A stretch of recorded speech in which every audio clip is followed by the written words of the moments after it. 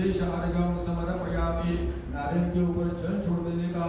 महागणपतये नमः। गणेश जी की प्रार्थना करने की। विघ्नेश्वराय वरदाय सुरप्रियाय लंबोदराय सकलाय जगद्गुरुदाय नागाननाय शुद्धयत्न विभूषिताय गौरी सुताय गणनाथ नमो नमस्ते। भक्तार्विनाशन पराय गणेश्वराय सर्वेश्वराय शुभदाय सुरेश्वराय विद्याधराय